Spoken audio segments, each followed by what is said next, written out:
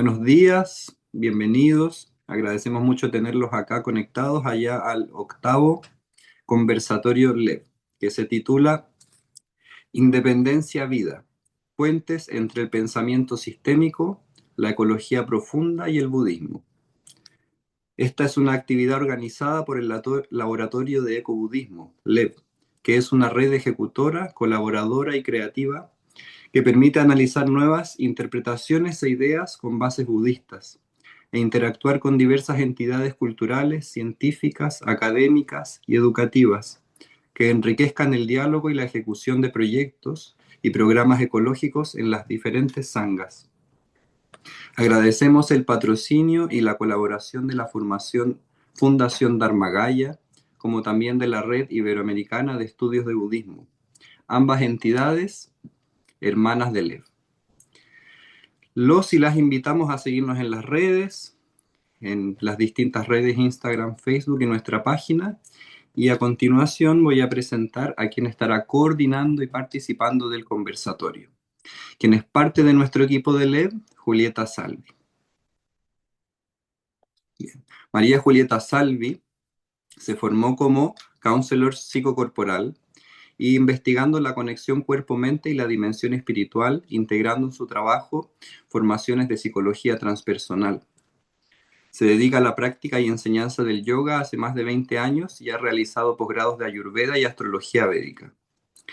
Es practicante de budismo zen y tibetano, sintiendo una profunda resonancia con las enseñanzas de Thich Nhat Hanh y el estudio de interser. Desarrolló el concepto de eco-yoga y la relación entre nuestra naturaleza interna y externa. Siempre sintió un profundo interés por el desarrollo de la conciencia al servicio del cuidado de la naturaleza y la vida en la Tierra, lo que la llevó a sumergirse en la cosmovisión de los pueblos originarios americanos, que la pusieron en contacto con sus saberes y prácticas. Inspirada en crear formas amables de vivir con la Tierra, se dedicó a la permacultura y a la regeneración. Ha realizado posgrados en diversidad cultural y derechos humanos con especialización en pueblos indígenas y la formación de diseño y sustentabilidad en ecoaldeas, en Gaia Education.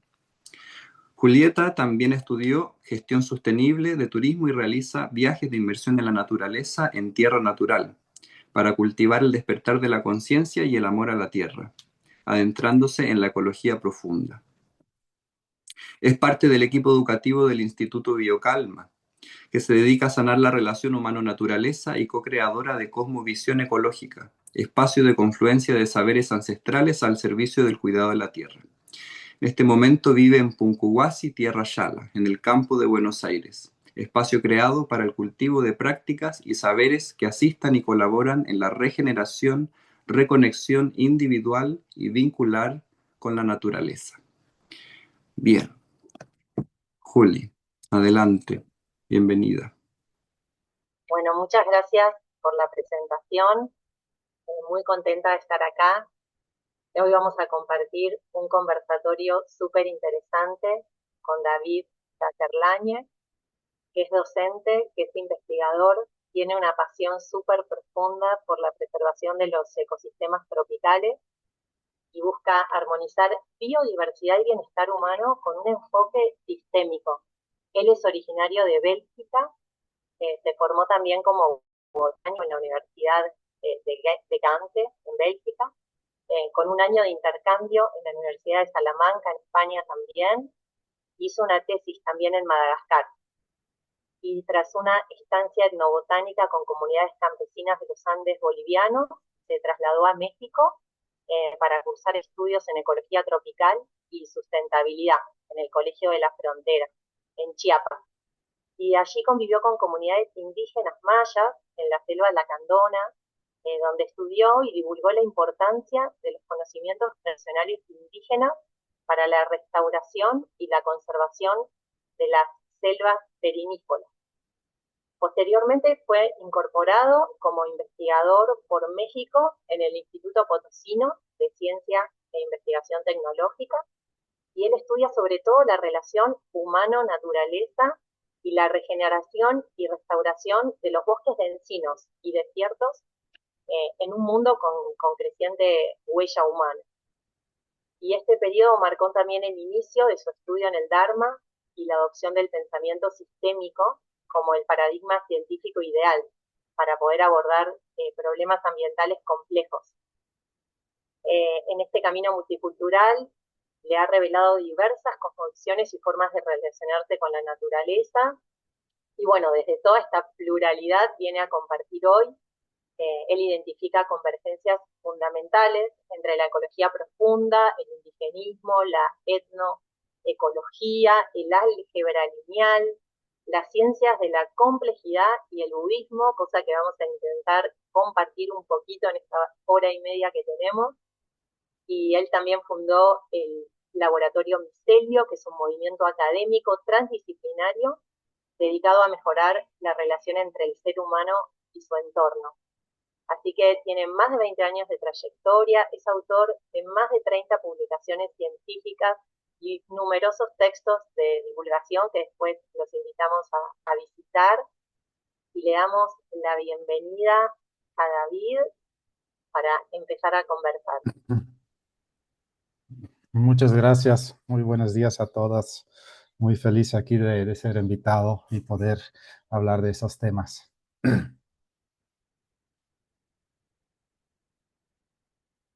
Bueno, muchas gracias por estar acá. Quiero contar que fue muy lindo compartir también el armado de este conversatorio. Me reía porque hicimos un montón de gráficos y formas y organizando ya la información de todo lo que íbamos a compartir, ya hacía alarde al nombre, ¿no? Interdependencia viva, porque fue también un proceso creativo muy lindo, así que bueno, muy contentos de poder compartirlo con ustedes. Eh, bueno, creo que para todas, para todos, es muy evidente que estamos viviendo tiempos planetarios súper complejos. Entonces empezaría por preguntarte, David, vos cómo concebís esta crisis planetaria desde tu análisis, desde tu experiencia, desde tu mirada. Ok. Bueno, pues a cambio un poco de los invitados que vinieron aquí antes de yo no tengo una experiencia de décadas del budismo, del estudio del Dharma, ¿no? Más bien estoy llegando a esos temas que cubren el Dharma, pero a través de otro camino, de la ecología de la restauración, hasta la matemática. Estoy viendo que estamos convergiendo en algunas puntos y algunas conclusiones que están en común, ¿no? Y esto me llamó mucho la atención de cómo una ciencia moderna que fue creado, en ese caso, la ciencia de la restauración ecológica, que es relativamente reciente, cómo está llegando a unas conclusiones, unas misiones que son compartidas con esas filosofías orientales muy antiguas, el budismo, pero también otro, el taoísmo, que son filosofías que fueron creadas antes de que tuvimos necesidad de pensar sobre una crisis planetaria, ¿no?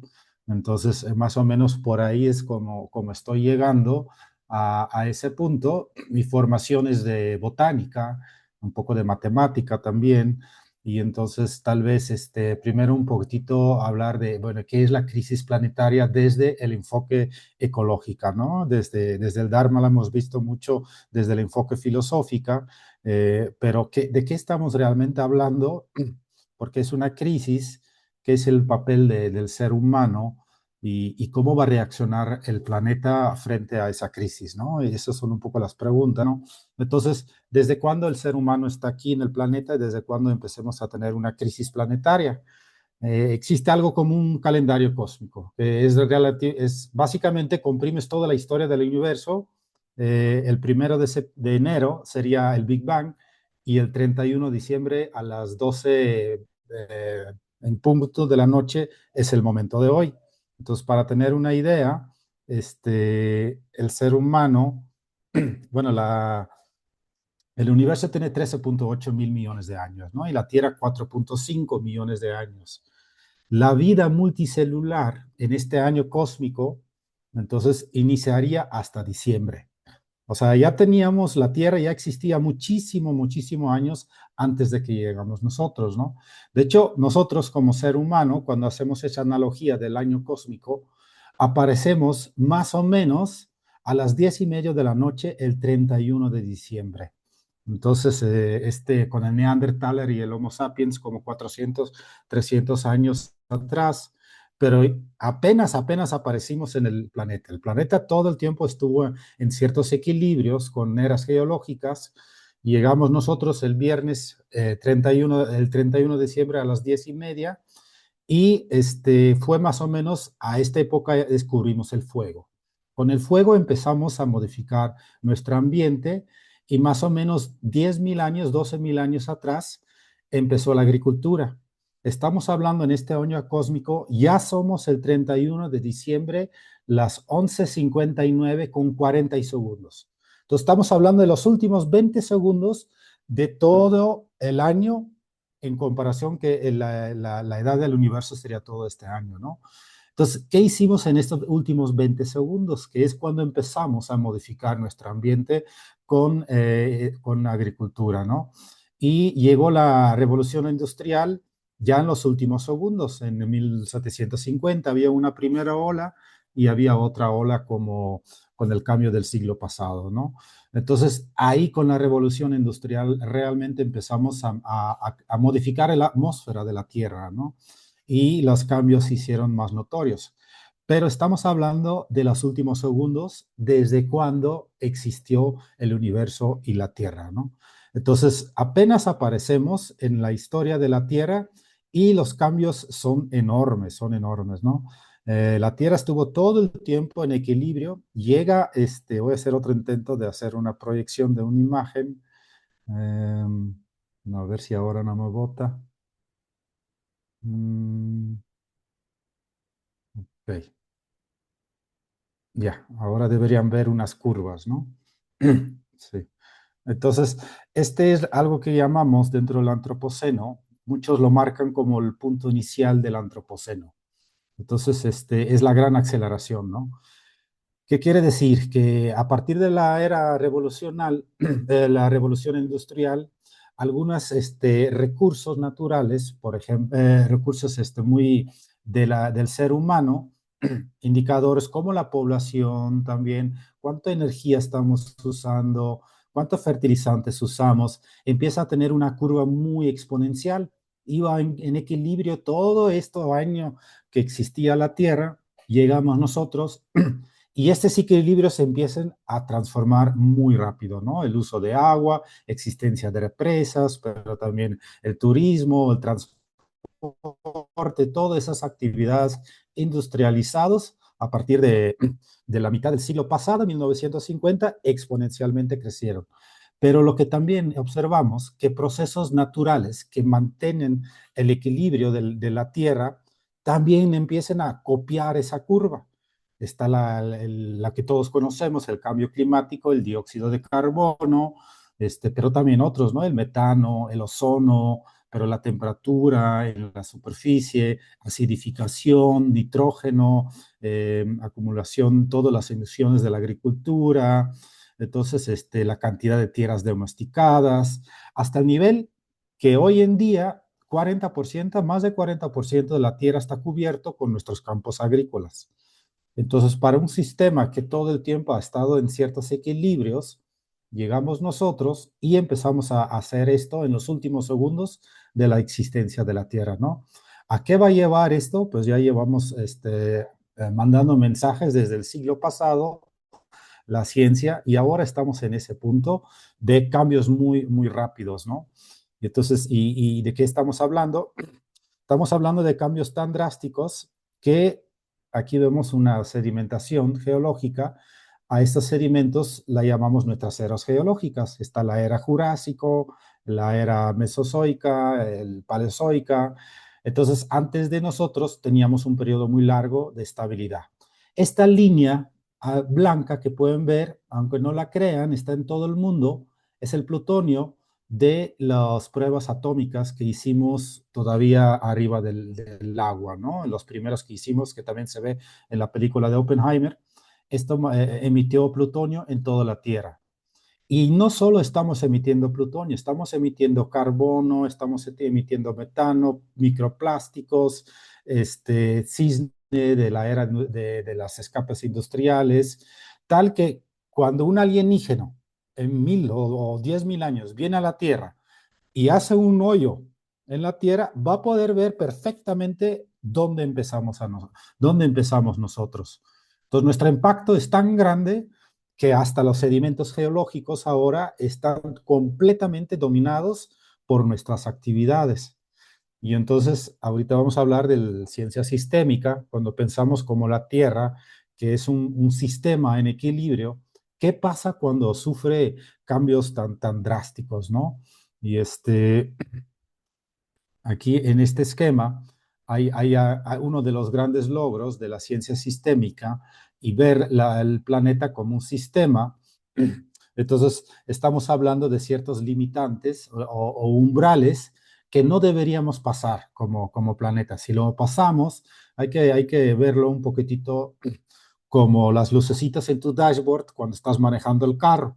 De repente prende una lucecita, todavía puedes manejar, no pasa nada, pero sabes, si no haces nada al respecto, en algún lado, en algún momento pronto, el carro se va a quedar y ya no va a avanzar, ¿no? Entonces, esa figura que fue hecha en Estocolmo, en el Centro de Resiliencia, identificó 9 de estas lucecitas en el dashboard del sistema planeta.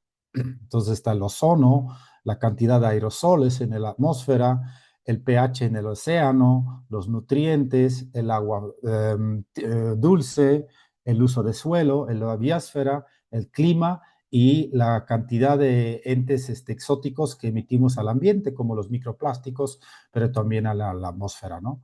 Entonces son 9 límites planetarios que lo llamamos. Y de estas 9, ahorita hace 2 años, cruzamos la séptima. Entonces tenemos de las 9 lucecitas en nuestro dashboard, 7 luces que están parpadeando a todo dar y están diciéndonos, si no haces un cambio, si fuera un carro, un cambio de filtro, un cambio de manejo, tu carro, tu sistema se va a colapsar. Colapsar en un sentido no para nosotros. La Tierra simplemente se va a reorganizar y va a reorganizar de tal manera que los factores que le dan una enfermedad lo va a emitir, ¿no? Entonces, tenemos algunos sistemas en la Tierra que ayuden que no colapsamos, que son nuestros buffers, ¿no? Nuestros amortiguadores. Ahí, por ejemplo, están los manglares, están la temperatura que se autorregula a través de las capas polares que enfrían el planeta, pero estamos viendo que justamente estos buffers lo estamos atacando como ser humano. Entonces, estos son elementos que dan retroalimentaciones estabilizadoras. Quiere decir que evitan que el sistema, el planeta sistema, se vaya a colapsar y a tomar otra identidad, ¿no? Con o sin nosotros como especie. Entonces, eso está pasando. Y yo como biólogo me interesa mucho el aspecto natural, ¿no? Voy a dejar de compartir. Déjame que encuentro el botón. Ok, ya. Entonces, el aspecto ambiental, natural, ¿de qué estamos hablando, no? Por ejemplo, hoy nos encontramos en la sexta ola de extinción de especies. Hubo otras olas previamente que son causados por factores como explosión masiva de volcanes o una glaciación o la que todos conocemos, la que extinguió casi todos los dinosaurios, que fue el meteorito que cayó aquí en México cerca de Yucatán, ¿no?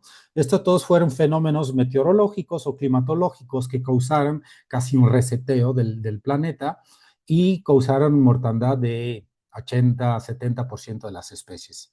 Hoy, orgullosamente, el ser humano es el primero que logra producir una ola parecida de extinción.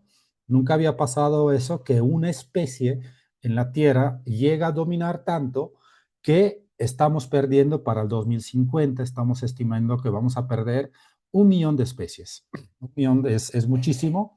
No sabemos cómo se va a reorganizar el planeta cuando perdemos tantas especies, ¿no?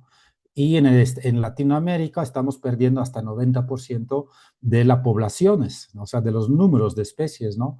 Entonces, este es el nivel a la cual estamos modificando la Tierra y lo que nos preocupa también como ser humano, como desde el enfoque budista, es la justicia, ¿no? De quién está afectado en mayor posición. Y ahí hay un tema de la justicia ambiental, que quiere decir que los que menos contribuyen a ese problema son los que más sufren las ventajas. Latinoamérica, por ejemplo, tiene menos de 10% de los gases de efecto invernadero que emiten a la atmósfera, pero tenemos muchas inundaciones, tenemos muchas sequías, tenemos muchos campos agrícolas que ya no dan, ¿no? Entonces, esta es la gran tragedia del colapso o de la crisis ambiental, que cada vez hay menos naturaleza y cada vez la poca naturaleza que queda da beneficios a un grupo cada vez más polarizado, a un grupo más reducido, un grupo que de por sí ya está acaparando los recursos naturales, ¿no? Entonces tenemos una doble crisis, tenemos una crisis ambiental, el planeta no sabemos cómo va a reaccionar a nuestra presencia, y dos, los grupos más vulnerables son los que menos contribuyen a esos problemas, pero que más le pagan las consecuencias, ¿no? Entonces, esto como ecólogo es un poco mi preocupación que tengo, ¿no? De lo que está pasando. Además, algo que me viene escuchándote también es que quizá esos grupos más vulnerables, ¿no? Son los más interesados en, en el cuidado ecológico también, ¿no? Como que también ahí hay una relación en muchos casos, ¿no? Y, y para quizá para los que no tienen como la concepción de lo que es una mirada reduccionista versus una mirada que es más sistémica, ¿no? Como que nos hables un poquito de eso porque me parece que trae un montón de información también para tejer estos puentes. Sí. Sí, esto con la llegada de esa crisis empezamos a ver bueno, nos preguntamos, ¿cómo llegamos aquí, no? ¿Por qué? ¿Cómo es posible? Y entonces algunos voltearon a ver, bueno, cómo estamos estudiando el sistema, cómo lo estamos interpretando, ¿no? Y hay varios paradigmas. La que nos ha dado mucha tecnología, por ejemplo, todos vimos las imágenes de Artemis 2, ahorita esas fotos increíbles de la Luna y la Tierra. Entonces, mucha tecnología, mucha ciencia. Todo eso se hace bajo una visión reduccionista. Quiere decir que cuando tienes un problema complejo, lo reduces, lo descompones en diferentes partes y estudies una de estas partes. Esto empezó empezó desde la época de Renesancia con Newton, que quería encontrar estas leyes universales que aplican a todo. Él inventó esas leyes de la gravedad y funciona muy bien para cosas físicas que no tienen una vida propia. Ahora, si sabemos que que la Tierra es un sistema que tiene sus propias retroalimentaciones, sus propias leyes, entonces ese es muy dinámico, eso cambia todo el tiempo, no es estática, no es que puedes agarrar una velocidad de caída como la gravedad y decir aplica para todos. Entonces surge una nueva manera de ver, que no es realmente nueva, que es concentrar sobre las relaciones que hay entre los componentes. Ya no vas desglosando y estudiar una pequeña parte, pero tratas de ver el conjunto de todo, ¿no? Entonces, es completamente otra ciencia, tenemos otras preguntas. Nuestras preguntas, por ejemplo, son cuándo un sistema llega a un colapso, ¿no? O cuáles son estas retroalimentaciones que estabilizan un sistema o también hay otras que desestabilizan, ¿no? El cambio climático es un ejemplo, ¿no? Entre más carbono, más rápido hace el cambio climatológico. Entonces, nosotros preguntamos versus ese tipo de preguntas eh, y, y tenemos otra manera de ver el planeta, ¿no? Para nosotros hay cambios bruscos, puede haber cambios no lineales, que son consecuencias de una red o sea, las relaciones causales no es simplemente una causa algo y otra cosa cambia, no. Nosotros vemos los ecosistemas como una red muy complejo, muy como un micelio, por eso mi laboratorio ya se llama micelio, donde todo está conectado y las relaciones causales no son tan sencillas. Puede ser que cuando sucede un cambio en una parte, toda la red se reacomoda. Y entonces hay algunas partes que son más sensibles y otras partes de la red que sí aguantan muchos cambios, ¿no?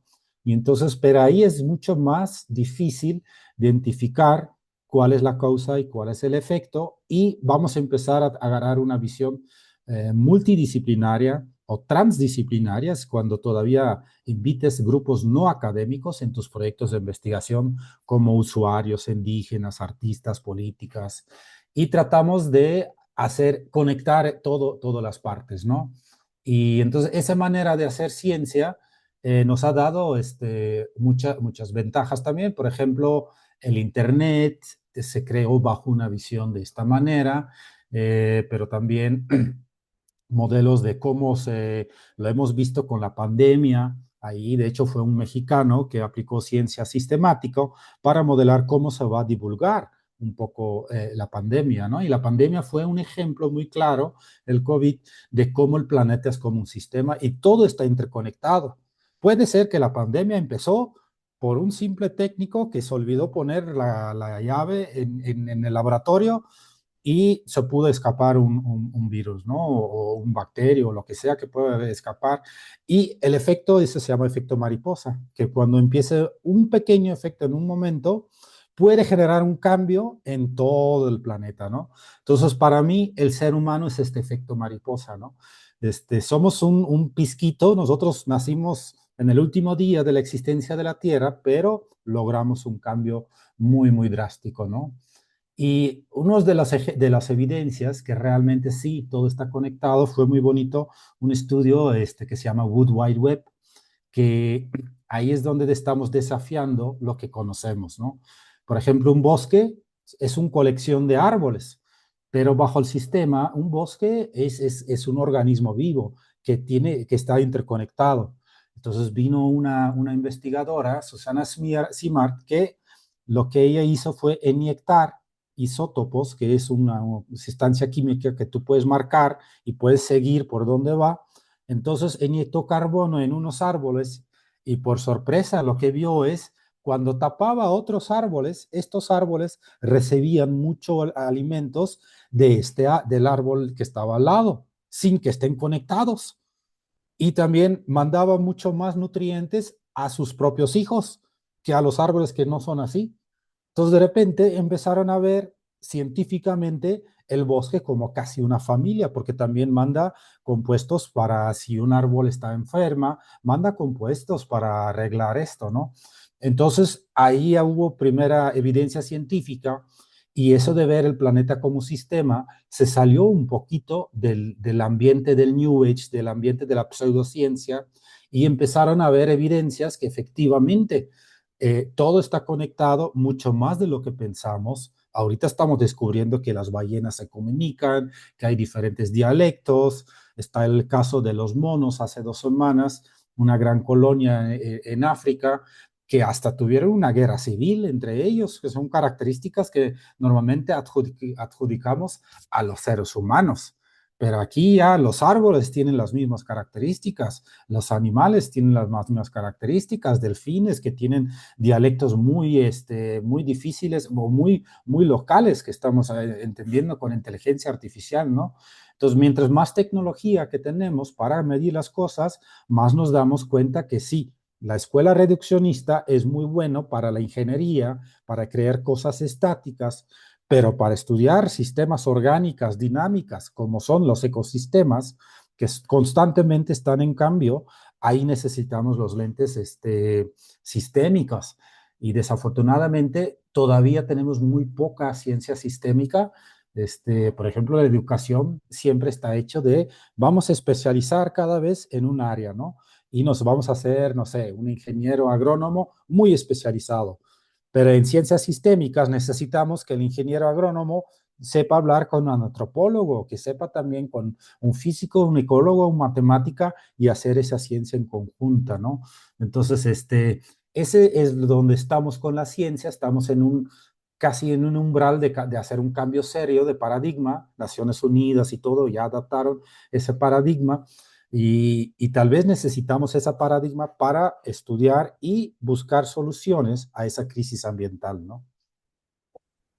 Una pregunta que me venía a hacerte, vos que conviviste así con comunidades más ancestrales del territorio, es si están como esos paralelos que hay entre esta mirada sistémica y todos los conocimientos ancestrales, ¿no? Porque es como que esa mirada está mucho más ligada a esas cosmovisiones. Sí, ¿Cómo lo viviste vos sí, pues en tus vivencias, en la a- experiencia? ahí es donde pues desde mi práctica personal de la convivencia con los indígenas, y no solo indígenas, también puede ser personas que viven en la ciudad, pero que, por ejemplo, transformen un terreno baldía en un huerto familiar, en un huerto colectivo. O sea, hay gentes que tienen como yo le llamo cierta chispa, ¿no? Una chispa que les hace cuidar la biodiversidad, ¿no? Y entonces ahí empecé a ver también, pues no solamente es como conocimiento cognitivo, también es una actitud que necesitamos. Y entonces lo que predice un poco las ciencias sistémicas, empecé a ver muchos paralelas con el Dharma. Y no soy el primero, ¿no? Joanna Macy es uno de los grandes ejemplos que también vio esos paralelos.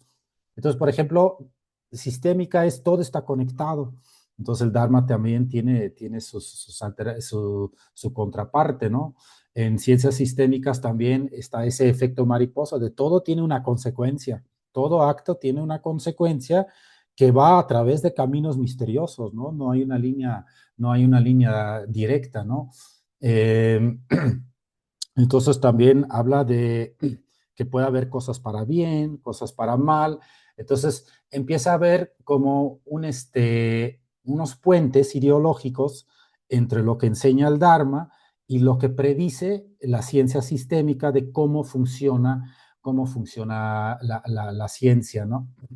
Entonces, la independencia también. Nosotros no podemos estudiar algo, aislar algo y entonces y ver esto como algo que existe por sí mismo. Solamente existe porque forma parte de una red que sea más grande. Por eso tenemos que ver esa red.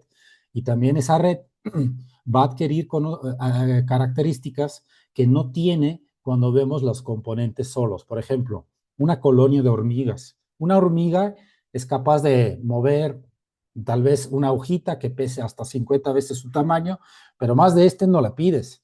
Pero una colonia de hormigas de repente tiene características como regular temperatura, regular humedad en sus colonias a un nivel muy, muy preciso y hasta pueden matar animales mucho más grandes que ellas, ¿no? Entonces, ustedes desde el budismo, ¿cuáles son dónde determina o dónde ves como paralelas entre el Dharma y la ciencia sistémica, ¿no?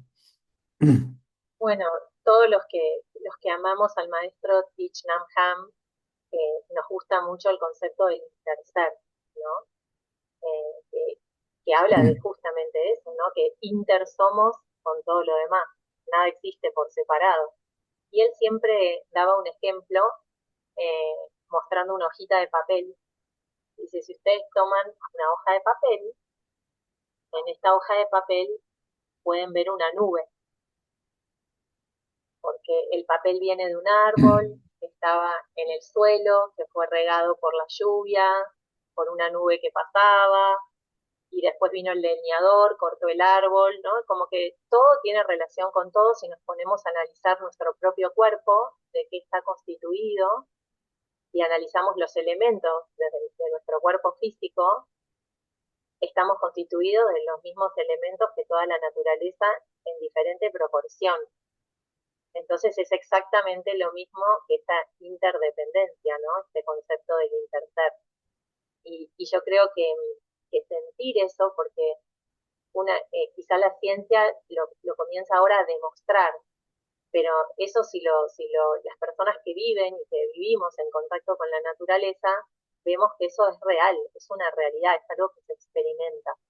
Y cuando uno lo puede experimentar y vive en armonía con el entorno, es, es un acto de reverencia que uno tiene, porque sabe que está interdependiendo con todo eso que nos rodea, ¿no? Eh, entonces me da mucho sentido, me da como está totalmente alineado, ¿no? Con esa mirada. Sí. Sí, sí, también me puse mucho a pensar sobre ese término que es difícil de entender, ¿no? La vacuidad del Dharma, ¿no? Y justamente ahí coincide al 100% con lo que nosotros en ciencias sistémicas aceptamos, que no podemos entender algo si no vemos la parte más grande, ¿no? Algo no, su identidad lo va adquiriendo y su función siendo parte de un sistema, ¿no? Entonces se pierde y ahí está también la no dualidad, ¿no? O sea, nosotros en el Dharma, si tú separas el yo con todo lo demás y pones una línea dura, el Dharma dice que eso va a ser razón de sufrimiento, ¿no? Que esto es una realidad distorsionado por no entender que todos formamos parte. Y la ciencia sistémica está, de hecho, cada vez es más difícil distinguir el ser humano de los otros organismos, ¿no? Primero pues si usan herramientas, son seres humanos. Y pues que la semana o el mes pasado salió esa maldita vaca con su escoba rascándose la espalda, ¿no? Entonces, muchos animales usan herramientas. Entonces luego dijeron, bueno, es el uso de un idioma. Entonces los seres humanos se distinguen todo lo demás por usar un idioma. Y ahora con inteligencia artificial no solamente empezamos a entender el lenguaje de las ballenas y delfines, pero también ver que hay dialectos locales, ¿no? Entonces, eso de separar nosotros de todo lo demás en las ciencias sistémicas nos enseña de si vamos a analizar, estudiar el mundo de esta manera, vamos a tener una imagen distorsionada, ¿no? Y entonces el Dharma justamente habla también de esa distorsión y que esa distorsión, el separar el yo con lo demás y ver lo demás que sirve para para nuestras necesidades, ¿no? Entonces la ciencia sistémica ahí dice muy bien, bueno, si tú vas a ir empezando a comer lo que mantiene la tierra en equilibrio, entonces pues te va a haber un efecto negativo para el ser humano como especie, ¿no? Y entonces ahí en el budismo también habla mucho de, de la karma, ¿no? Y no solo la karma individual, pero también la karma colectiva. Y esto es lo que está pasando, ¿no? Lo que dice Joanna Macy también es esta esta realidad distorsionada y hasta institucionalizada. O sea, ya los gobiernos están, por ejemplo, la educación, ¿no? Tenemos muchas carreras de ingeniería. Todos los de ingeniería es cómo extraemos recursos del medio ambiente para servir a nosotros. Pero con tanta tecnología y ciencia sistémica, ya está hablando a lo mejor necesitamos ingeniería al revés, ¿no? De cómo podemos regresar las cosas a su lugar y para que de nuevo empiece a funcionar dentro de esa red que todo conecta, ¿no? Entonces, y ahí es donde, y tal vez para los últimos 15 minutos, porque soy un poco en contra de las charlas negativas, ¿no? Es un poco, ¿qué hacemos al respecto, no? Ya sabemos que hay una crisis planetaria que proviene de un poquitito las mismas razones que el Dharma dice, lo cual crea el sufrimiento, ¿no? El dukkha está la realidad distorsionado, la adversión, los tres venenos, ¿no? Y entonces, lo mismo, si nosotros nos vamos a mantenernos separados, mantener esa visión dualista, vamos a crear mucho sufrimiento colectivo, ¿no? Y lo cual ya está institucionalizada. Y entonces, ahí está otra vez la convergencia. ¿Qué hacemos al respecto, no? ¿Y qué dice el Dharma? El Dharma al final es una filosofía de cómo tomar decisiones en la vida, ¿no? Y si vemos un poquitito qué es lo que recomienda la ciencia sistémica para regresar un poquito la crisis ambiental coincide a la perfección con el Dharma, ¿no? Y no solo el Dharma, con otras filosofías orientales muy antiguas, ¿no? Conceptos modernos como el ecofeminismo, el cuerpo-territorio, eso de que es muy importante, ¿no? Que también lo tiene el mundo indígena, ¿no? De que mi cuerpo no termina de donde termina mi piel. Es todo el territorio donde vivo, es parte de mi piel, donde produzco mis alimentos, donde que fluye el agua que puedo tomar, ¿no? Pues resulta que el taoísmo, que es muchísimo antes de Cristo todavía, pues ya hablaba de esa interconectado, ¿no? Hablaba ya de que nosotros los ríos y las montañas somos, de hecho hay un autorretrato muy viejito en el taoísmo, que es un paisaje. Entonces, un paisaje con una montaña, que la montaña representa la estabilidad, siempre está ahí, sentado, entonces no la puedes sacudir, queda ahí, es estable, es firme, pero también hay ríos en ese retrato, ¿no? Y los ríos representan la resiliencia que podemos tener como ser humano, que cuando hay un obstáculo, el río siempre encuentra su camino, ¿no? Y así también el ciencia sistémica habla de que sistemas son autoadaptativas, que mientras conforme las retroalimentaciones, el sistema se va a autoorganizar. Entonces, el ejemplo más conocido son esas parvadas de aves que vemos con el amanecer o con el puesto del sol, que son nubes enormes y se mueven en una armonía perfecta, muy bonito de ver, ¿no? Entonces, como las aves que no tienen idea de cuál ave está volando ahí a 20 metros al lado, qué está haciendo, sí usan esa perfección, esa armonía, ¿no? Entonces, la ciencia sistémica lo estudio matemáticamente, resulta que si una ave puede ver a 7 aves que están a su alrededor, emerge esa patrón tan armónica, ¿no? Y entonces el budismo y el taoísmo también hablan de esa emergencia, ¿no? De cuando, que es casi cuando llegas a tratar, no tanto la iluminación, pero cuando empiezas a entender es cuando estás en equilibrio con toda esa red, ¿no? Y te mueves en sincronía, en la misma frecuencia, ¿no? Entonces ahí es muy bonito cómo lo que la ciencia sistémica, al que al final salió que tiene una pata muy fuerte matemática.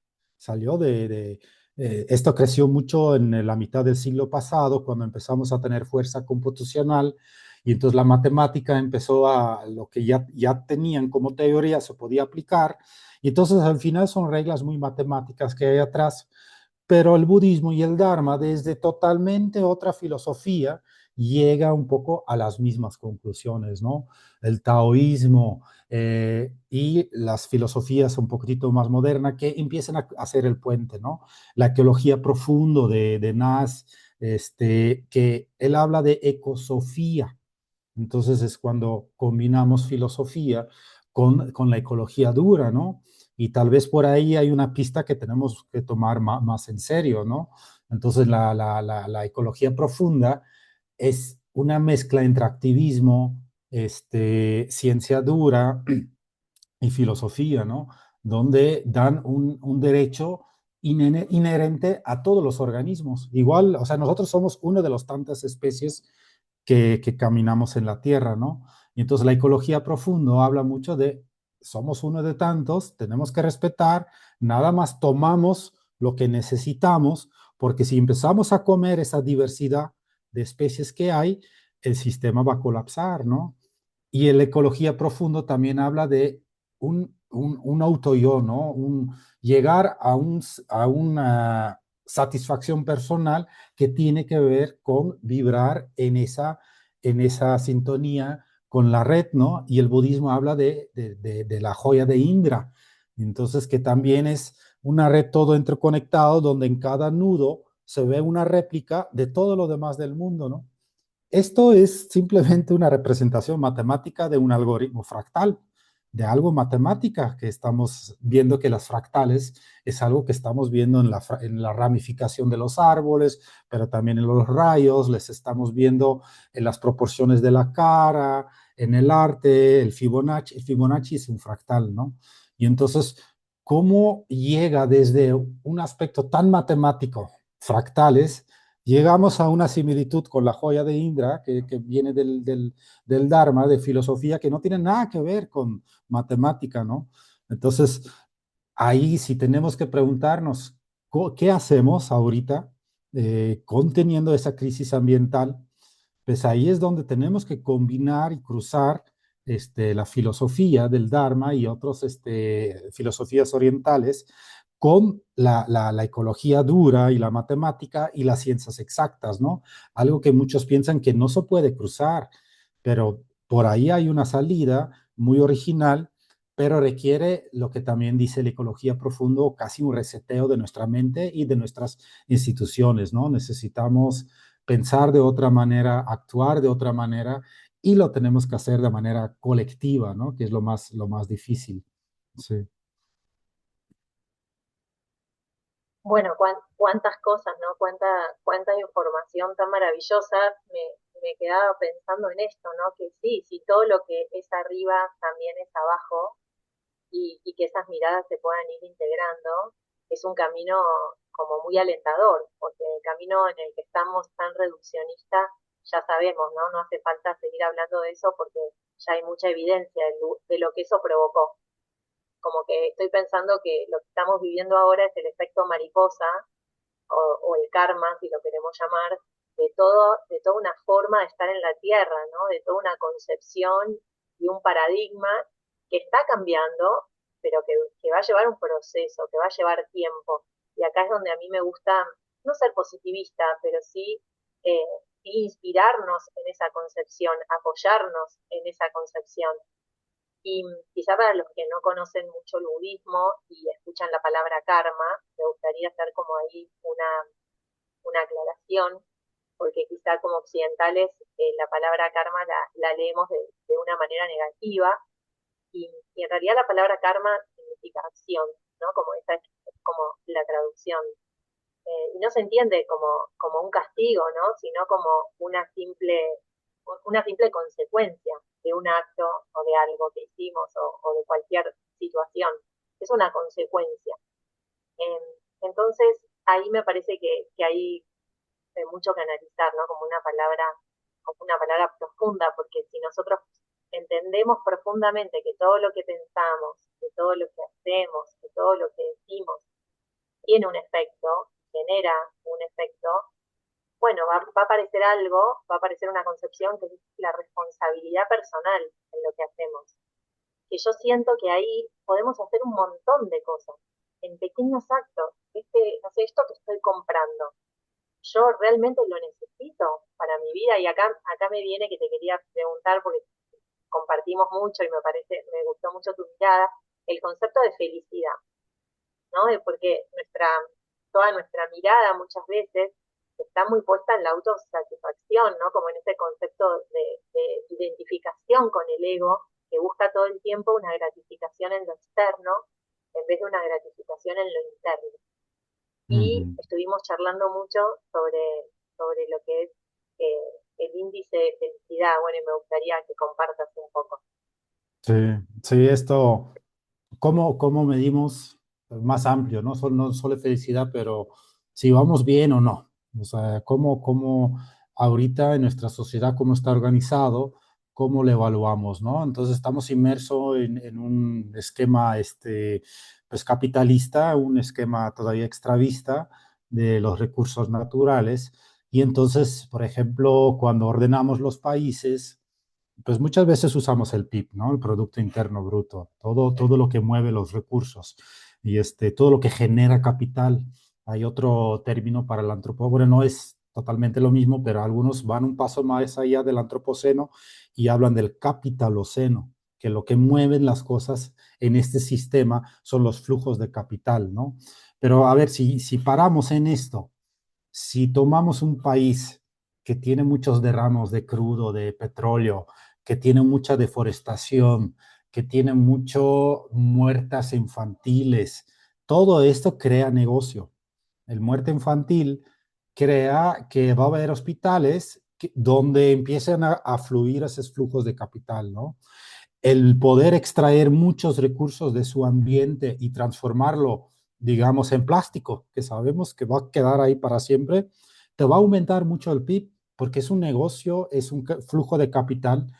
Entonces, el capitaloceno habla mucho de eso, el medir capital como indicador de bienestar, de desarrollo, de algo que todos tenemos que aspirar, pues nos lleva a esta carrera de ratones que nos va a llevar a más distorsión, ¿no? Más distorsión, más desequilibrio y etcétera, ¿no? Entonces, tenemos que ponernos, y hay algunos países que toman iniciativas de incluir el daño ecológico y empezar a incluirlo en un índice alternativo al PIB, ¿no? Pues sí, está bien, pero el capital natural, en la restauración ecológica hablamos de capital natural, social y la económica, ¿no? Y entonces el capital natural es la que tiene un límite duro. Nuestro sistema, lo vemos muy claramente, tiene límites, ¿no? Entonces, si vamos a medir nuestra felicidad y nuestro bienestar, en qué tanto estamos moviendo este capital natural, que es un limitante, pues ya estamos ahorita a ese nivel que estamos votando con los límites, ¿no? Yo siempre pienso que la Tierra o el ser humano, si tenemos un Petri en el laboratorio, le metemos glucosa o agar, le metemos bacterias para que crezcan, y si tienen todo lo que necesitan, van a crecer, crecer, crecer, hasta topar con los bordes de esa Petri, ¿no? Y ya no tienen para dónde ir, ya no tienen recursos. Ahí estamos, como ser humano, con nuestro planeta, ¿no? Y seguimos midiendo de cómo vamos a quitar más recursos y transformarlo en otros productos como parte de nuestro éxito, ¿no? Y entonces ahí es donde hay una distorsión muy fuerte de la realidad. Y cuando vemos otros mecanismos, por ejemplo, ecología circular, permacultura, otros mecanismos que sí contienen en sí esta noción de red y que todo tiene que mantener dentro de la red, pues son flujos que no son tan potentes ahorita, ¿no? O hasta a veces se ven como alternativas un poco marginadas, ¿no? Entonces, esta es la misión de eso, ¿no? ¿Cómo podemos rescatar eso, el mundo indigenista, ¿no? Donde todos ellos se forman parte de, hasta la misma piedra del río forma parte de su territorio, ¿no? ¿Cómo podemos entonces meter esas visiones que ya existen en la Tierra, pero de una manera todavía reducida y marginada? ¿Cómo los podemos hacer dominar, ¿no? ¿Cómo podemos hacerlos competir con el esquema capitalista neoliberal que nos ha dado muchas ventajas, nos ha dado mucha tecnología y avances, pero en un mundo finito y nosotros que tenemos una población con un crecimiento exponencial, pues no, la matemática no suma, ¿no? Y eso también habla la ecología profunda. Uno de los 8 pilares profundos es, pues guste o no, pero la población humana va a tener que reducir. Si no lo reducimos, se va a romper el equilibrio y el sistema tierra va a encargar de reducirla. Y entonces es eso un poco, ¿no? De cómo podemos estas otras miradas que promueve el Dharma, que promueve el mundo indigenista, que promueve muchos movimientos campesinos también, cómo los podemos dar más peso y hacer que tengan un lugar más importante en la hegemonía mundial, ¿no? Sí.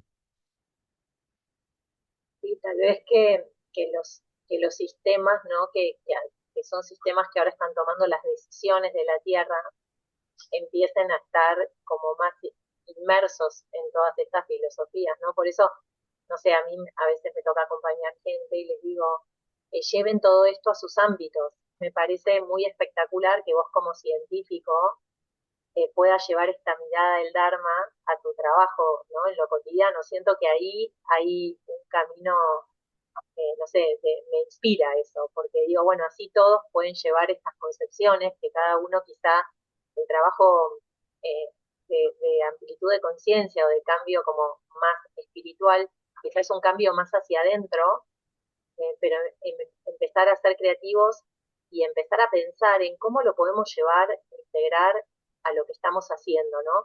Como que a veces quizá aparece un pensamiento como si, no, el mundo funciona de otra manera, yo no puedo llevar esto a un ámbito que funciona de otra manera. Bueno, hagámoslo funcionar de esa manera, ¿no? Como una invitación a que sí se puede, porque si lo podemos hacer en pequeños escenarios, ¿por qué no lo podemos hacer en grandes escenarios? Y cada vez somos más los que nos vamos sumando, ¿no? Y por otro lado, te quería preguntar algo más personal, ¿no? En cómo pasaste vos como de esa observación más científica, o qué nos podés decir como de lo que es la observación científica de algo y la observación contemplativa, ¿no? O como ese estado de atención plena, de contemplación. ¿Hubo momentos en los que vos sentiste ese puente en tu experiencia? Sí, sí fue algo que se fue dando como orgánicamente, ¿no? O sea, tengo, pues como la mayoría, pues uno empieza a leer textos, del Dharma o de cosas que le parece interesante. Los primeros años los estudias, pero todavía no hace clic hasta que realmente le incorporas en tu método de vida, empieces a ver la meditación ya como casi una necesidad diaria, como comer o dormir. Y entonces cuando ya llegas al entendimiento de, este es el octuple camino del budismo, ¿no? O estos son los tres venenos. Y cuando realmente empieces a ese pensamiento profundo, que luego también dentro de una calma mental que tienes la meditación, si la empiezas a aplicar a tu trabajo, pues llegas a cosechar las mismas ventajas. O sea, llegas también a sentirte un trabajo como más pleno, más satisfactorio, donde empieces a trabajar no por el sueldo, pero más bien por vocación, ¿no? O sea, uno no medita porque pues, de 8 a 8:20 o 8:30 es mi hora que tengo que meditar, lo hace porque después se siente mucho mejor, el día fluye mucho mejor, ¿no?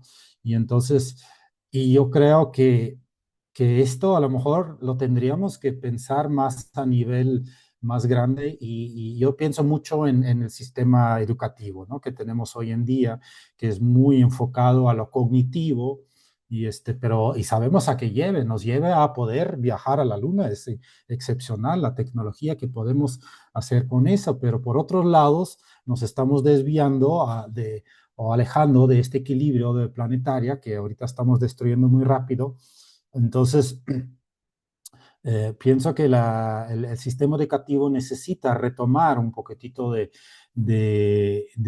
también educación espiritual, ¿no?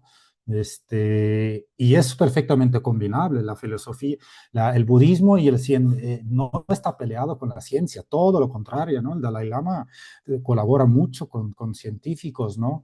Por ejemplo, la teoría de Gaia, ¿no?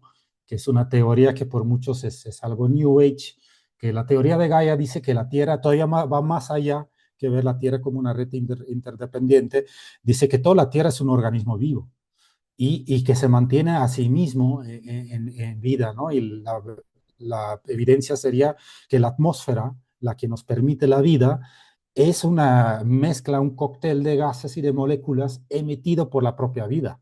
Si no fuera por la explosión de las algas en el desembocamiento del Amazonas, en el río, en el mar, cada año hay un desembocamiento enorme de algas. Estas algas empiezan a hacer mucha fotosíntesis y esto es más del 50% del oxígeno que tenemos a nuestra disposición. Unas algas unicelulares que vienen ahí en el mar, ¿no? Entonces, la persona que inventó, que puso el nombre de Gaia, no fue un budista, no fue un filósofo, fue una persona que trabajó para la NASA, una persona que estudió, su misión era cómo puede detectar vida en un planeta a partir de la atmósfera, viendo desde aquí, ¿no? Entonces vio Marte y vio la atmósfera y vio que hay una cosa inerte, no cambiaba nunca, ¿no? Vio la Tierra y vio que la atmósfera va cambiando según cómo va la vida también cambiando, ¿no? Y ahí surgió la teoría Gaia. Para mí no es una teoría de hippies, ¿no? Es una teoría que tiene una raíz muy fuerte. Entonces, tal vez este tipo de teorías que están incrustados en ciencias exactas, en matemáticas, en física muy seria, pero también en esa parte de, de una cosmovisión que es más sana, ¿no? Que es más parecida a la que nos recomienda el Dharma, la que nos recomienda el Zen, el taoísmo, todos esos flujos orientales antiguos. Entonces, en el sistema educativo tenemos que pensar en hacer casar estas dos visiones un poquitito para que nuestro conocimiento, sí, lo sigamos aplicando para ir a la luna y extraer más recursos, porque los recursos de la Tierra ya se acabaron, entonces por eso estamos yendo a la luna, para sacar desde ahí más recursos, ¿no? Pero que esos conocimientos también lo vamos aplicando a bueno, cómo cuidamos nuestro planeta y cómo mantenemos los equilibrios que nos permite esa diversidad extraordinaria de vida que tenemos aquí y darnos cuenta que somos muy privilegiados, ¿no? De tener ese planeta a nuestra disposición, pero somos nosotros que la creamos y nosotros creamos las condiciones de vida o de no vida, ¿no? Sí. Y pensar estar nosotros como también a disposición del planeta, ¿no?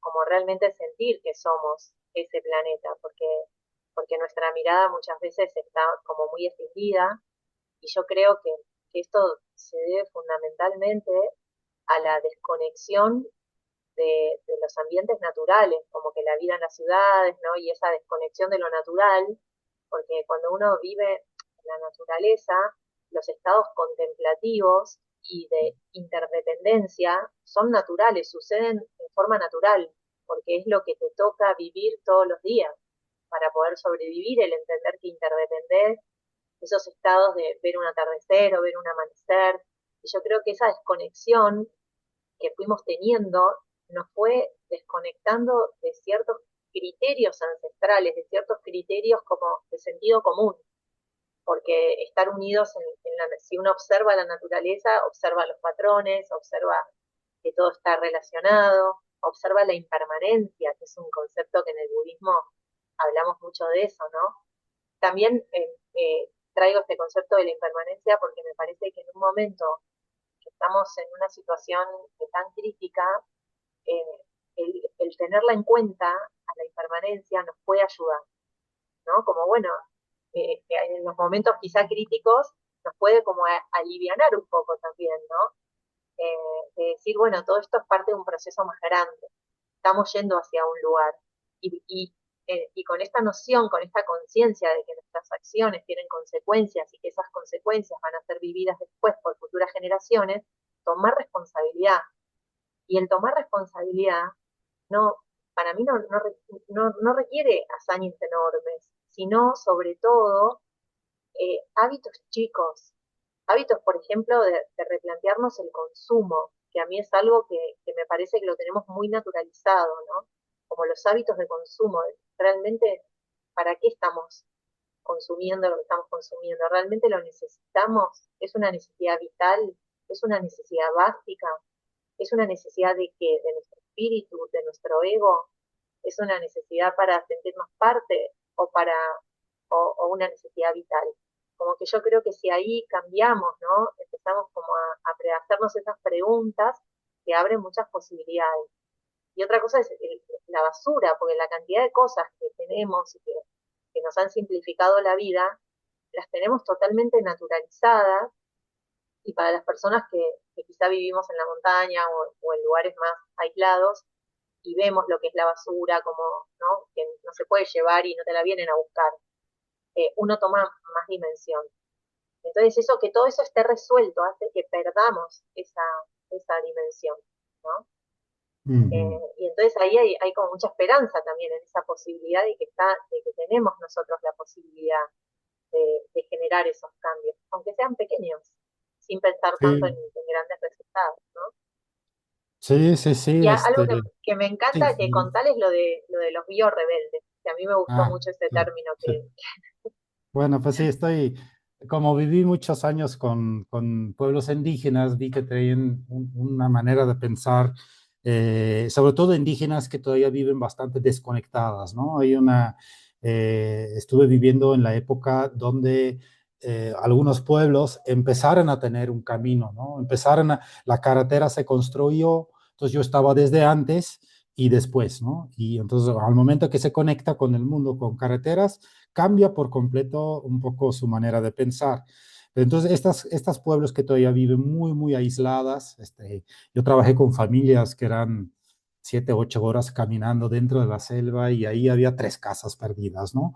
Entonces, ellas tienen esa manera que el Dharma mucho recomienda, ¿no? Ellos se ven como parte de un sistema muy grande y encontraron también las llaves de manejar ese entorno sin que lo degradan y traen todo eso, ¿no? Solamente tomar lo que necesito, no tomar más de lo que necesita, todos esos valores éticas que acabas de mencionar en el mundo indigenista está ahí. Entonces yo traía este ejemplo, pero que obviamente no puedes traducir esa cosmovisión indígena a la ciudad o a épocas modernas, y tampoco puedes prohibir a las comunidades de que les llegue una carretera y medicinas modernas y acceso a la educación y etcétera, ¿no?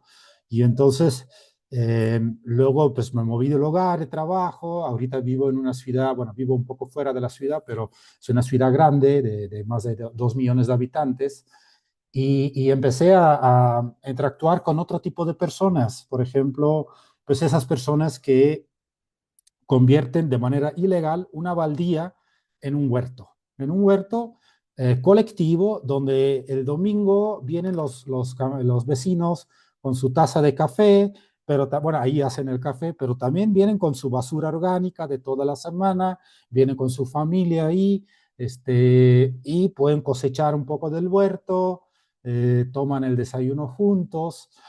Y entonces empecé a hablar con estas personas que estaban atrás, que así, casi de noche, así lo hacen, convierten esas áreas en estas áreas comunes de manera ilegal.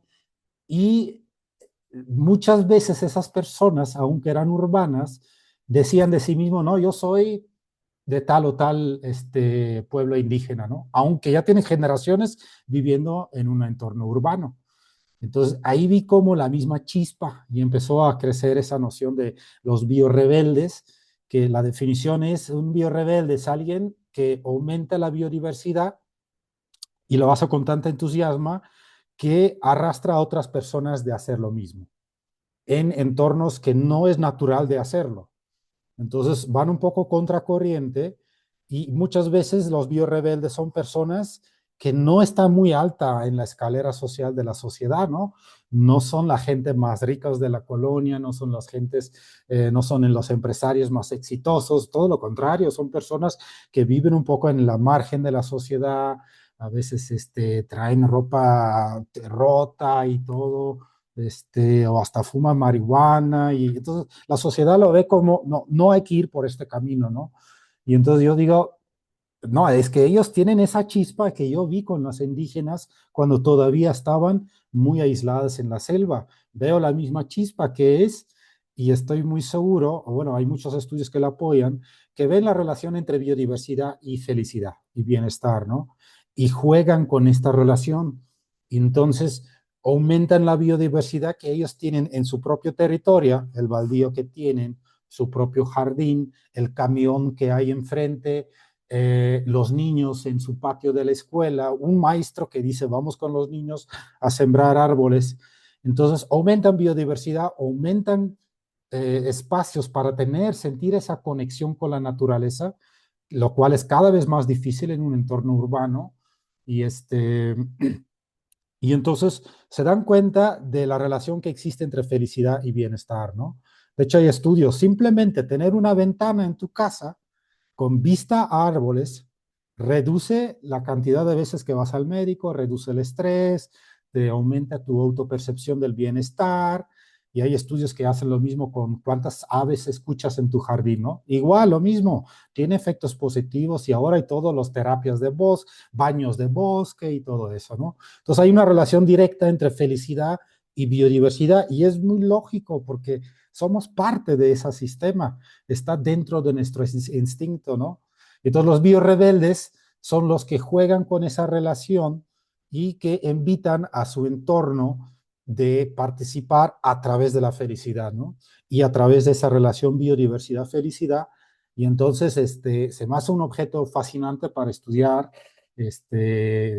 con antropología y todo eso, y definir, bueno, qué es lo que les prende la chispa, esa chispa que hace cuidar para el medio ambiente y su entorno social y natural simultáneamente, ¿no?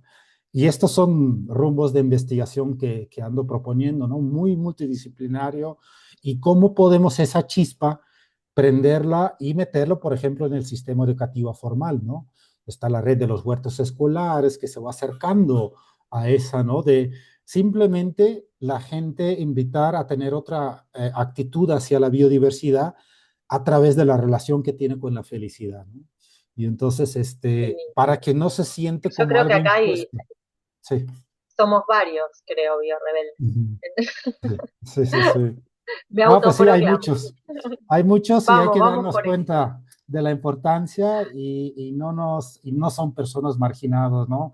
Son personas que No, que estemos. pueden usar un pedestal y sí, y hay que ver cómo podemos aprender de ellos, ¿no?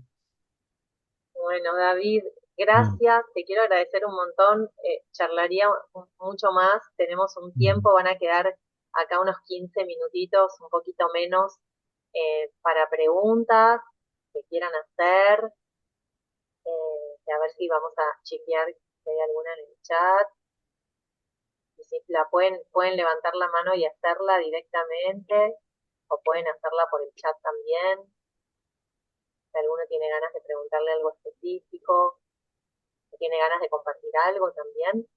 Bueno, yo soy Mónica, vivo en San Clemente del Tuyú, en la provincia de Buenos Aires. Es una ciudad, la primera ciudad donde nace el mar, era el lema histórico, que sigue siendo una realidad biofísica de nuestra zona de vida.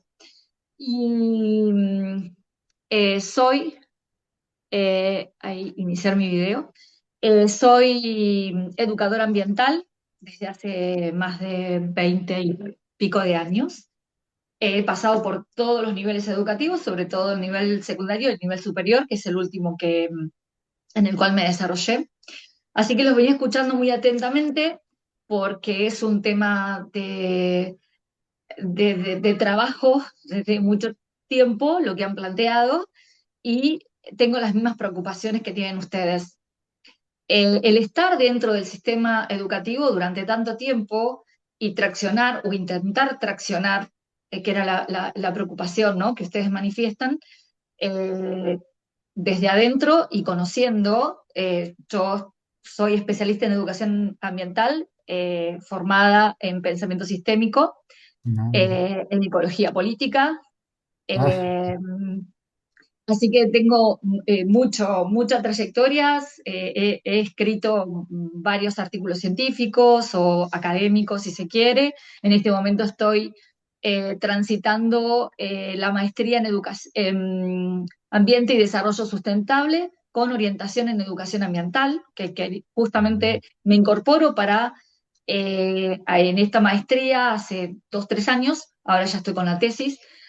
Mi tema de trabajo en la investigación es formación docente y educación ambiental, mm, y estoy avanzando en todo lo que es el análisis empírico, así que todo esto lo tengo muy activado en mis radares.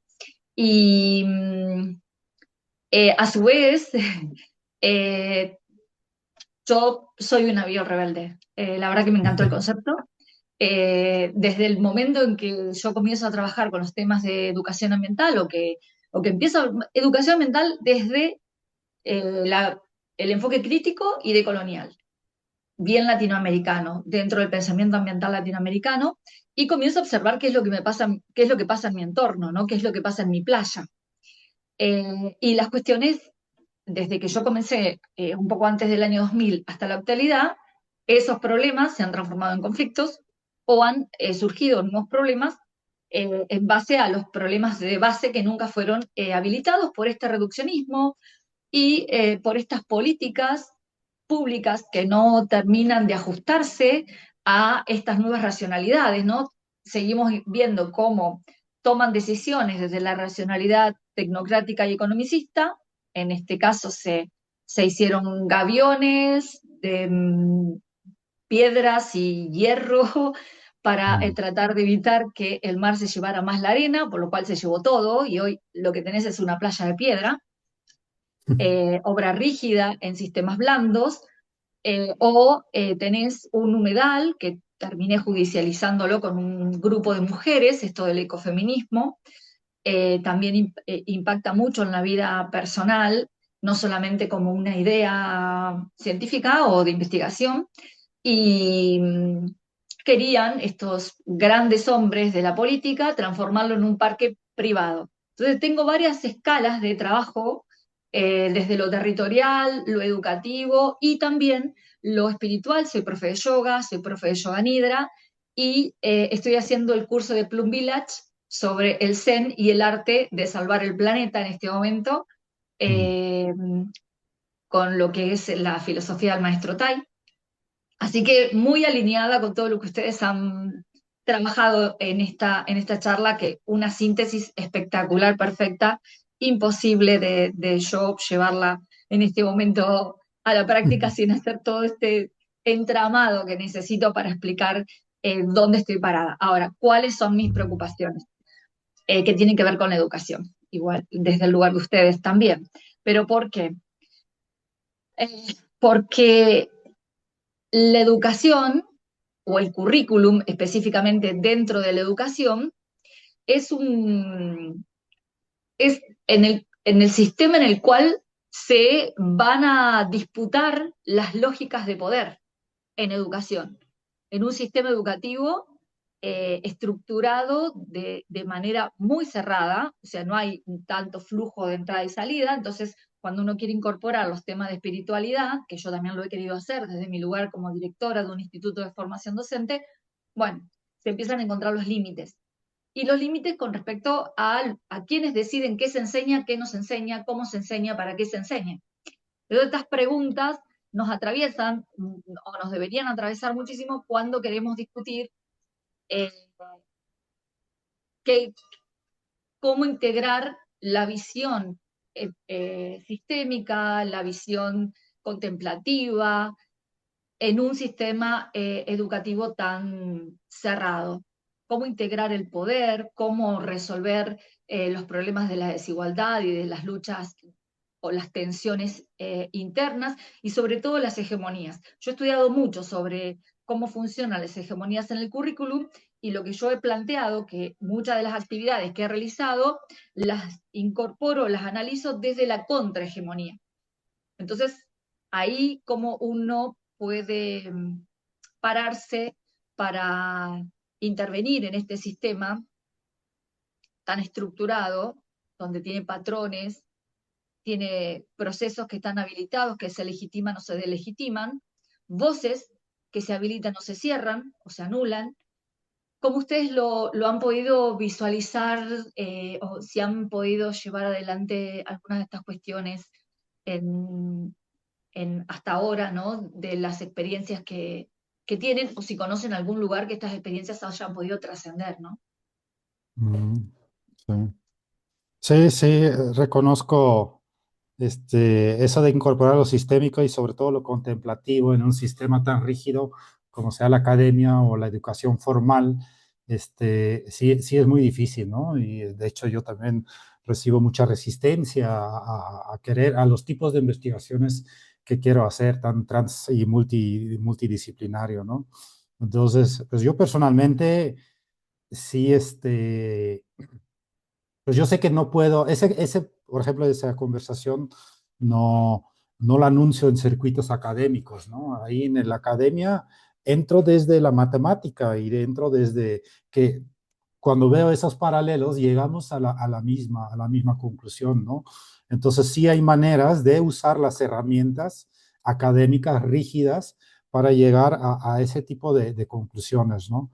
Y lo que veo en Latinoamérica, que es la que ahorita acabo de sumarme al grupo de la restauración ecológica de Latinoamérica, lo que veo que Latinoamérica, que es lo que contribuye, es justamente esa historia latinoamericanista de la relación con la naturaleza, porque está la ecología social con Chico Méndez, que también defendió todo la ecología social, ¿no? Que tiene que ser para los grupos pobres también. Entonces, Latinoamérica tiene esa originalidad y creo que la tenemos que empezar a explotar un poquitito más y porque tenemos mucho que enseñar a países o continentes como América del Norte, Europa, que viven en esta manera tan rígida, ¿no? Y afortunadamente veo muchos cambios últimamente. Por ejemplo, veo que investigadores que van por esa ruta donde empiecen a mezclar ciencia y arte dentro de un marco no espiritual, pero sí contemplativo, y donde hasta hay estudiantes que dicen, no, yo no hago ciencia, yo hago buenas cosas con mi vida, ¿no? Y veo que esto empiezan a recibir premios desde la academia, ¿no? Empiezo a ver que surgen revistas.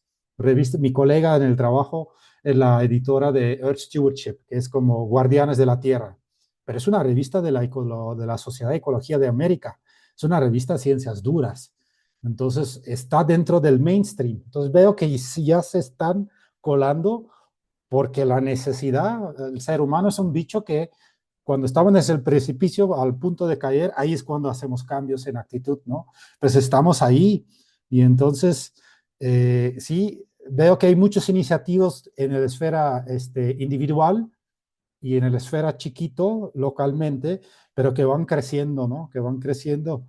Y entonces yo, por ejemplo, para aceptar esa charla, pues lo pensé mucho porque pues no soy el budista de hace décadas, ¿no? No practica el Dharma a un nivel tan intenso como los otros que han hablado así, pero sí considero muy necesaria que ese movimiento empiece a crecer, ¿no? El movimiento que se da cuenta que la espiritualidad y la filosofía si no nos paramos de una manera contemplativa en esos temas, pues no, el futuro no se va a ver muy bonito, digamos, ¿no?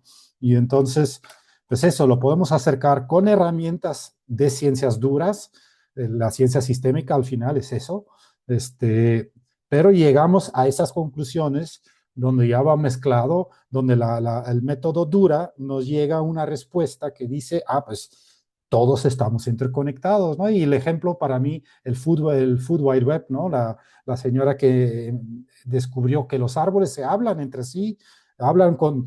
Ella investigó todo el camino científico, ¿no? A través de las cifras, de las microrisas, pero la conclusión fue eso. Los árboles se hablen, los árboles reconocen sus propios hijos y los árboles ayudan uno al otro. Cuando uno está en problemas, uno la ayuda. Entonces, esto es casi espiritualismo, esas conclusiones, pero lo hizo con un método completamente químico, moderna, con isótopos, con radioactividad, pues tenía que traer su traje de radioactividad, ¿no? Entonces, por ahí es donde veo que se empiezan a casar la ciencia dura con esas filosofías, ¿no? Y la contemplación profunda y hasta llegar a una calma mental a través de tu trabajo de ciencia dura, ¿no? Entonces sí es incipiente el movimiento, pero en Latinoamérica la veo creciendo y bastante rápido, ¿no? Sí. La última intervención que hago tiene que ver con las ciencias sociales, que es el ámbito donde yo provengo, ¿no? Porque no soy ecóloga ni bióloga, pero tuve que aprender de todo, física cuántica incluido, para poder ser educadora ambiental. Entonces, la transdisciplinariedad para mí es una realidad, la vivo permanentemente. Yo soy profe de historia. Eh, y, y la trasciendo, a las disciplinas las trasciendo siempre. Entonces a veces me cuesta entender desde dónde habla el otro o por qué el otro no puede entender o no puede comprender algunas otras cuestiones que tienen que ver con este diálogo de saberes, que es lo que establece el pensamiento ambiental latinoamericano, que habilita a que podamos conversar entre nosotros sin pisarnos o sin desconocernos o sin negarnos y producir injusticias y desigualdades. Entonces, en esto coincido con vos y en las cuestiones de la contemplación en educación ambiental son básicas, porque no puedes empezar a trabajar desde otro lugar que no sea primero observar dónde estás, el entorno, sea un entorno social o un entorno natural, pero que en realidad después ambos se empiezan a perder, empiezan a ser difusos los límites, dónde está lo social, dónde está lo natural. Y ahí es donde surgen cuestiones muy interesantes de las personas que por ahí están solamente encuadradas en algo disciplinar, en su idea o en su base de trabajo y en su racionalidad para entrar en la otra racionalidad, ¿no? Bueno, Lev, tenemos aquí para hablar de estas dos racionalidades y es lo que me motiva o me moviliza para continuar en este camino, ¿no? Y que realmente podamos alcanzar, eh, superar, de ir de la contrahegemonía, de lo minoritario, de lo pequeño, a ser más hegemónicos. No quiero decir dominantes, no creo que sea el lugar que tengamos que convertirnos en dominantes para reemplazar a la hegemonía actual, sino que en algún punto se entramen ambas, porque si no vamos a perder también el terrible proceso de conocimiento que nos provee el científico. Entonces, Sí. no Gracias, taparse uno Juli. con otro, sino Sí, justamente yo creo entramarse. que, que es, que es expandirnos, yo siento la palabra, ¿no? Como cómo expandirnos, porque ahí nos Ujú. expandimos y ya, y ya se derrama en el resto. Bueno, nos Sí, quedan 2 minutitos por si gracias, alguien más quiere hacer gracias por todo. alguna pregunta cortita, cortita, porque nos quedan solo unos minutos. Está abierto. A ver, ahí dice, Paula preguntó, ¿cómo podemos ayudar desde un espacio no tan académico? Eh, Pues más bien pienso que la academia tiene que salir de sus muros y buscar esos grupos, ¿no? Entonces, este, fuera de la academia yo veo que ya existen muchas iniciativas, ¿no? Entonces, es cómo hacerlos casar. Para mí no hay una separación entre lo social y lo cuantitativo, lo espiritual y lo estadísticamente significativo. Para mí, no, esas Ujú. separaciones no existen, ¿no? No son artificiales. Entonces, pues yo creo que más bien siguen mostrándonos el ejemplo, salgan desde sus casas, pues filosofías como Hay el muchos Dharma, grupos. sí, anúncianlo Hay con las muchos puertas grupos, después abiertas. si quieren, el que esté interesado nos puede escribir y nosotros le podemos pasar información, nos pueden mandar preguntas, este video se va a subir, entonces pueden poner ahí algún comentario, algo que precisen saber, nosotros le podemos mandar información, el diálogo continúa, ¿sí? Va a haber otros conversatorios también, pueden mandarnos mensajito a Lev y ahí les podemos mandar información también de grupos que haya en los distintos lugares, que tenemos bastante información, no solo desde el budismo, sino también desde la regeneración, así que cuenten con eso también, ¿no? Que esto es una ventana que se abre, compartimos un montón de cosas, ahí tienen, Elvira acaba de poner el correo de Lev, por si nos quieren mandar algún mensajito, y después nosotros les vamos a poder hacer recomendaciones también. Me quedé con ganas de compartir con vos, Mónica, también, así que después si querés escribime, así charlamos, que me dio ganas también de compartir, pero no quería tomar el espacio. Y agradecerles mucho, David, agradecerte muchísimo el tiempo, el espacio y todo tu recorrido. Es un montón de cosas las que estuvimos compartiendo y cuando estuvimos hablando de todo lo que teníamos ganas de compartir, tiene que escribir un libro, así lo vamos a esperar a ese libro. Ujú, así Vamos a es. estar esperándolo. Ujú, Bueno, ujú. agradecerles mucho por la presencia, por estar acá, por tomarse el tiempo del sábado y acompañarnos. Muchas, Ujú. muchas, muchas gracias a todos. Ya. Muchas gracias. Bueno, muchas gracias a todos, muchas gracias David, Juli, por esta interesante conversación y los dejamos a todos muy invitados a seguirnos en las redes sociales del Laboratorio de Ecobudismo y a poder participar de las jornadas de budismo y ecología que se van a hacer en octubre, que vamos a estar anunciando a través de nuestras redes. Si quieren abrir sus cámaras para despedirnos y muchas gracias y nos estamos viendo prontamente. Gracias, gracias. Qué lindo Muchas verlos. gracias. Muchas gracias desde México Gracias. también. Hasta luego. Muchísimas gracias. Adiós, hasta la próxima. Adiós.